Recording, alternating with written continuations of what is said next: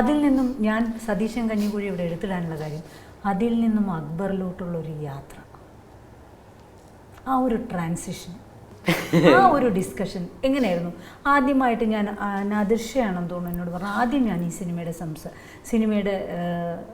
വിഷയം സംസാരിച്ചത് ജയസൂര്യയായിട്ടാണ്. അതെ, എൻ്റെ അടുത്ത് നാദിർഷ വീട്ടിൽ വന്നിരുന്നിട്ട് എടാ സ്ക്രിപ്റ്റ് കേൾക്കണം. ഞാൻ പറഞ്ഞു കേൾക്കാം നാദിർഷ, കേട്ട് കഴിഞ്ഞിട്ട് നീ പറ നിനക്ക് ഏത് ക്യാരക്ടർ ചെയ്യണം, നീ ആ ക്യാരക്ടർ ചെയ്തു ഇങ്ങനെ പറഞ്ഞു. പക്ഷേ അതാണ് യു ആർ ബ്ലെസ്ഡ്. അതൊരു സംവിധായകൻ വന്ന് ചോദിക്കുക എന്ന് പറയുന്നത് അല്ല, കറക്റ്റാണ് ജയന്തി. എൻ്റെ അടുത്ത് വന്ന് ചോദിച്ചപ്പോൾ ഞാൻ പറഞ്ഞു എനിക്ക് അക്ബർ ചെയ്താൽ മതി. കാരണം എനിക്ക് ഹൃദയത്തിൽ സ്പർശിച്ചതും പിന്നെ ഓഫ് കോഴ്സ് കാലിന് ഒരു സുഖമില്ലാത്ത അത് റൈറ്റർ തന്നെയാണ്, ആക്ച്വലി റൈറ്ററിൻ്റെ ക്യാരക്ടറാണ് അത്. അപ്പോൾ അങ്ങനെയുള്ള ഒരാൾ, അപ്പോൾ എനിക്കത് ചെയ്യണം എന്നൊരാഗ്രഹം തോന്നി. പിന്നെ അത് ഭയങ്കര റിസ്ക്കുള്ള പരിപാടിയാണ്, ഇത്രയും വലിയ കാല് ആർട്ടിഫിഷ്യൽ ആയിട്ടൊരു സംഭവമാണ്, അത് വെച്ചിട്ട് നടക്കാനൊക്കെ ഭയങ്കര ബുദ്ധിമുട്ടാണ്. ഇടയ്ക്ക് മറന്നു പോകും എപ്പോഴെങ്കിലും. എങ്ങനെ അല്ല ഇന്ന് വെച്ചാൽ ഇടയ്ക്ക് വലിച്ചു വെച്ച് നടത്തുന്നില്ല, അതൊക്കെ അങ്ങനെ നടക്കാൻ പറ്റുള്ളൂ.